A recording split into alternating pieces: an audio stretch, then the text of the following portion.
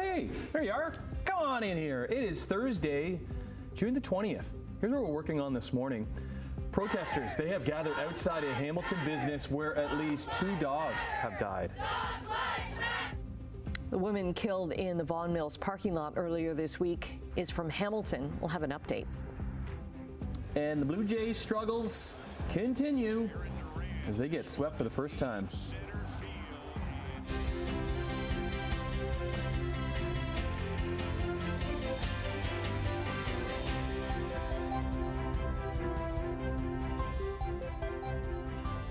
I'm very excited.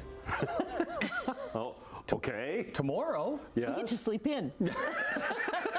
we do get a little bit of a sleep in. However, tomorrow at this time, we will be on air. Not here, though. No. We're gonna be- Deerhurst. Yeah, live in Deerhurst. And we get to sleep in because there's no commuting time. Yeah. Yeah. Because we're staying And right we're at staying there. the We're all resort, staying so- Get up, kind of go down the hall, and Yeah. there we are. There we are. Okay, so looking forward to that. Some of the crew's already there, getting us all set and ready to go. It looks beautiful. Yeah. Okay. We're still locked in this heat wave, though, Brian. Yeah, and it continues. Yeah. There's actually no change in our forecast. Temperature about the same, conditions about the same. I come in to do the graphics each and every morning, and I look at it and go, oh, that's not changing at all. Today, tonight, tomorrow, pretty much the same thing as we've had for the past number of days. So let me break it down for you. We have had a shower. We've had some thunderstorms rumble throughout the overnight. Right now, it's just mainly cloudy. The showers have tapered off. We are looking for a bit of sunshine for the day today, so we'll call it a sun-cloud mix, but there's still a chance of a shower or a thunderstorm as the day progresses. Today's high, 31, humidex about 40 for the day today. Tomorrow will be a degree cooler, but only a degree, so the heat warning is going to continue. It's been in effect since Monday and will continue until the weekend. So try to struggle through as best you can. Temperature right now, by the way, is 21 degrees with a humidex of 28. So, looking at traffic this morning, yes, we do have wet roads. At least the precipitation has tapered off now. As you can see, 403 Waterdown Road, that's our camera, doing fine. Some MTO traffic cameras. Let's start with Grays Road, Stony Creek, toward the Skyway Bridge. That looks good, so nothing happening there. Here's the top of the Skyway Bridge. That looks good. Appleby Line, that's really light this morning. There has been some flooding on some roads, particularly in the Toronto area. Had word around Parkside on the Gardiner Expressway. We did have some flooding in that area, but otherwise just some wet roads to contend with. We'll look at weather and traffic coming up for you as we usually do, but right now, the news.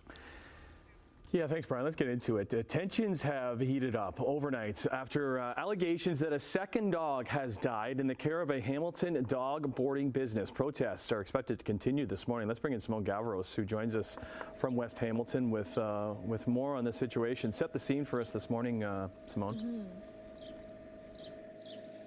Hi, Tim. Well, good morning. Right now, there are no protesters here near the business. There is still a police officer that's here because yesterday, many protesters were here in front of the business. Many advocates are just angry with what's been going on here at this one business called Kippen Cares. Now, many people are calling for the operations here to be shut down, and they want charges to be laid. I try not to cry anymore because I want to keep just happy memories of him alive, but it hurts. It hurts to know that not much is being done. She needs to be shut down. She can't be allowed to own dogs, let alone look after other people's dogs. Like people are saying, there's video footage. I don't know what more proof we need. We're all here trying to make a right here because her dog was just found and they're not doing nothing about it. Now, this is the scene at a protest that took place in front of the business last night. Protesters were seen confronting the business owner after more people came forward with allegations that their pets died or were injured in her care. Now, they were yelling for police to check the freezer after a dog was found dead in there over the weekend. Protesters allegedly broke in and found another dead dog in the boarding business. Now, this has yet to be confirmed by police and CHCH News. Mayor Andrea Horwath put out a statement yesterday on the matter saying that she's deeply disturbed. She goes on to say, quote, the city of Hamilton is, however, issuing administrative penalties to the owner, and an open investigation relating to operating a business in a non-permitted capacity remains underway, but that is the extent that the city can intervene. Now, the city says that Kip and Care is not permitted to operate a kennel here. We are going to be following this story this morning as we are seeing reports that there is going to be another protest. So we'll bring you that as it continues to unfold. But for now, I'll send things over to you, Annette. Okay, thanks very much, Simone. York Regional Police believe a shooting that killed a Hamilton woman at the Vaughan Mills outlet was targeted. 21-year-old Alicia Golar-Kotler was shot in the mall's parking lot Tuesday afternoon around 5:30. She was pronounced dead in hospital. Two men from Brampton, both in their 20s, have been charged. One of them charged with first-degree murder. Police believe all three knew each other. York Regional Police are asking anyone with dashcam video from the Vaughan Mills parking lot on Tuesday to contact them. The wife of the man accused of killing two people in a Toronto office building on Monday says he blamed them for an alleged mortgage investment scheme that defrauded his family. In a statement through her lawyers, Elisa Pogorelowski says her husband could not handle losing the couple's life savings. Her husband died in that shooting that killed a 54-year-old man and 44-year-old woman. Court records detail that Pogorelowski and her husband sued a number of people, including the two people killed, after losing $1.28 million in alleged mortgage fraud. University of Toronto is going to be back in court today asking the judge to authorize police to remove protesters from a pro-Palestinian encampment. Lawyers for the university have started laying out arguments to clear the protest at the downtown campus. Protesters say clearing the 7-week-old encampment would violate their rights of free expression and assembly, arguing inconveniences don't outweigh those vital freedoms. But the university argues the protest breaches its policies, infringes on the free speech rights of others on campus, and they say it's made members of the community feel unsafe. Well, Canada needs to meet NATO's minimum defense spending targets as a way to show authoritarian regimes that Western allies are aligned. Canada's standing in NATO is strong. But at the same time, of course, we expect all allies to make good on the promise of investing 2%. That's no way to hide that. We agreed it, and actually in Vilnius at the last summit, we agreed to say that 2% is a minimum. And of course, the challenges you face in Canada are the same challenges they face in other NATO allied countries. That is Jens Stoltenberg. He's the NATO General Secretary. He was in Ottawa, saying that Canada is expected to still spend less than the 2% mark, with a 1.37% of its GDP spent on defense this year. Last year, members agreed that 2% should be a minimum amid Russia's invasion of Ukraine, but Canada has failed to reach that agreed goal. Now, the General Secretary acknowledged it's tough for politicians to prioritize defense over social services, but says preserving peace requirement investments in security. Canada has listed Iran's Islamic Revolutionary Guard Corps as a terrorist entity. We've been saying for years now to Canadians, don't go to Iran. With this decision today, there is a heightened risk of arbitrary detention in Iran. So my message is clear. For those who are in Iran right now, it's time to come back home. That's Foreign Affairs Minister Mélanie Joly. She denies Canada is under pressure from the U.S. to make that listing. Joly says she's had several conversations with her U.S. counterpart, Secretary of State Antony Blinken, and other G7 partners.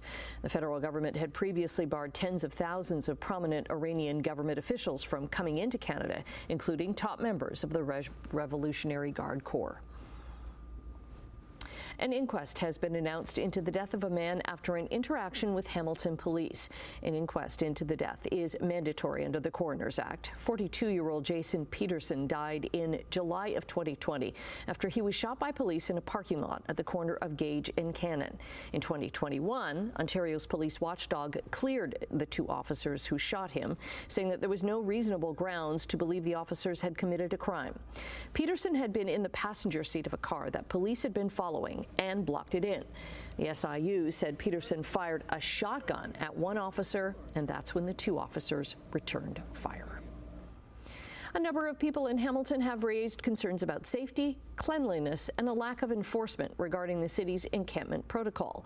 The protocol allows 5 tents in a group, which can't be closer than 300 feet from playgrounds, schools, and daycares, and no closer than 30 feet from private property.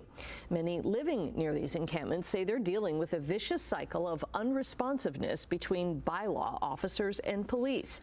Now, the superintendent of community safety with Hamilton Police says they're doing the best they can given the resources they have, but they don't think they're meeting the needs of the community and the unhoused.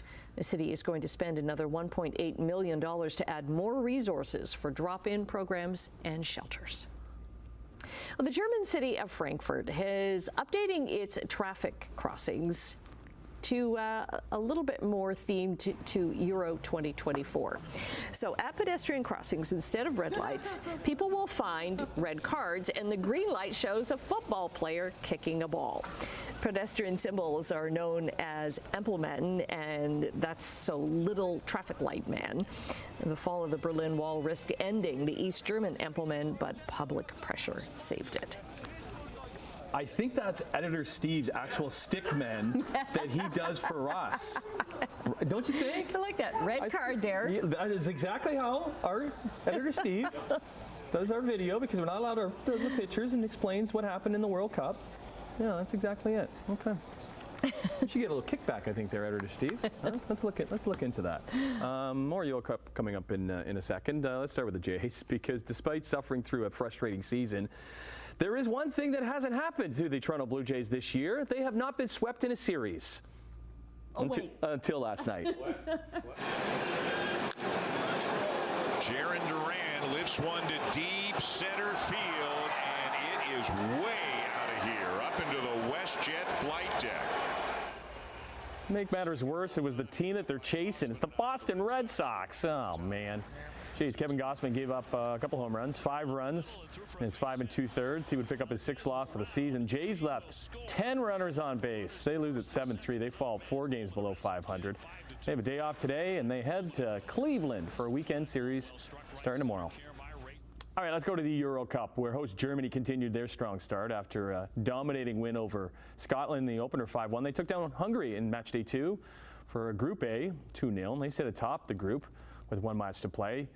The other game in the group had Scotland and Switzerland, ending in a 1-1 tie. That was the 3 p.m. match, meaning Switzerland sits in second spot. Scotland must win and get some help for any chance to move on. Same could be said for Croatia, who are in trouble of not moving on after a late goal by Albania. They drew 2-2, and they sit at the bottom of Group B. Some good matches today. It starts with Slovenia and Serbia at 9 a.m., England going for another win against Denmark at noon, and then looky, that one at 3 o'clock. Oh, that one's spicy. Spain, Italy, kickoff at 3. The other big soccer story today is Canada, in action tonight against the world's best. It's the start of Copa America. So this is a tournament Canada has never been a part of because, listen, it's a South American tournament, but with the States hosting it, Canada qualified.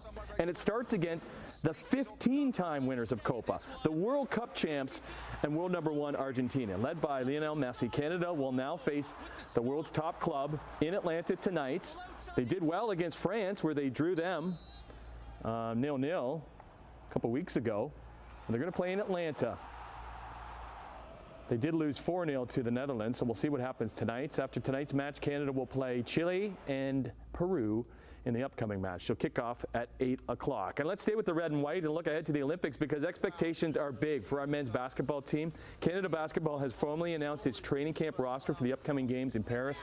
20 players have been invited, headlined by who else? Hamilton's Shai Gilgeous-Alexander. You also have Kitchener's Jamal Murray and the Raptors' R.J. Barrett. The roster will be trimmed down to 12 players. There's going to be NBA players that are cut from this team, which just shows how strong this group is.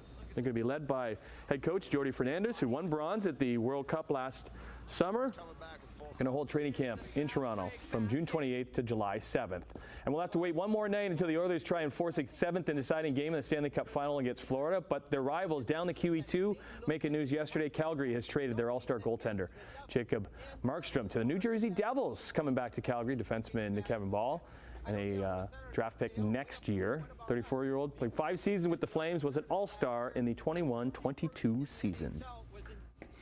6:14 already. Hey, it's Thursday. Summer arrives later today. We'll talk about that. Yay! We'll talk about that coming. Not like it hasn't felt like summer all week. Whew! And it's still warm this morning. We'll talk about that. Looking at traffic, 403 Waterdown Road. Nothing to see right there. Looks good. Just a bit of wetness still on the roads from the thunderstorms that went through earlier. To our MTO traffic cameras, see if there's anything happening in the QEW St. Catharines. There was a collision here earlier this morning, but that has long cleared. Graves Road, Stony Creek still looks good. Fairview Street, nothing to see. Look how wide open the Ford plant is this morning, so that looks good. We did have some flooding on the eastbound QEW a little earlier, but that is now cleared, so things are moving pretty well here through Dixie. Let's look at the temperature. We're still in the 20s to kick off the morning here. 20 degrees is the temperature. It feels like about 28 at the moment. We are looking for a bit of sunshine starting to come after that thunderstorm went through earlier, so mostly cloudy sky. Humidity is right up there at 100%. So the heat warning continues. We've had this graphic for you all week, and yeah, we'll use it again today and probably tomorrow as well, because the heat warning continues. We're going to hit 31 for the day today, shy of the record for today. Humidex about 40, but a sun cloud mix with chance of a shower thunderstorm later. That's a look at the thunderstorms that rumbled throughout the overnight hours. This is a 6-hour loop, keeps repeating, as you can see, and you can tell by how severe some of those thunderstorms were pushing their way across the horseshoe. We've got the frontal boundary that's just going to sag across us. It'll bring the temperature down a little bit for tomorrow by a degree, and that's about it. So the heat warning will continue. Today's temperatures around the horseshoe anywhere from 30 to 31 degrees, 32 for Brantford, for Kitchener, into Guelph as well. So yeah, another hot one today. Tonight stays warm, 21 to 22, even 23 for Simcoe and Cayuga. But once again, overnight, chance of showers and thunderstorms. And then tomorrow, temperature dips by a degree. Well, we'll take whatever we can get. 30 degrees for Hamilton tomorrow, but otherwise the temperature range 29 to 31. So another hot one and another day of chance of showers and thunderstorms. So out the door. This morning, it is mostly cloudy. It is warm, temperature 20, humidex of 28. Long range coming up, and at 10. Thank you, Brian. Brian, you want to have a look at what we're getting at Deerhurst tomorrow? I will look at that for you. Okay, thank you. I can. And maybe the black fly forecast. Yeah, totally, right? That's what I'm afraid of. Yeah. Yep. We'll have more of that coming up. So no Emily, she's still away. Yes, she's in Portugal. She's in Portugal doing some working. stuff. And Louis is in Deerhurst doing some stuff for us tomorrow. So it's just us. We'll have some chit chat coming up. We'll also have some business news after the break. And StatCan says the country's population grew in the first quarter.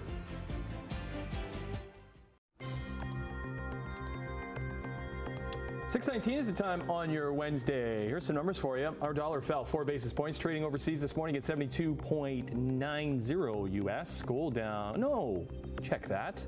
It's green. It's up 40 cents, 23.47 an ounce. Crude oil up 9 pennies, 81.66 a barrel. Midday trading in Europe. Hey, Europe, how are you? Markets are up across the board in London, Frankfurt, and Paris.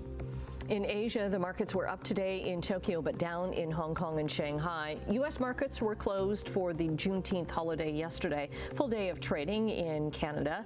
The main index, the TSX, lost 94 points.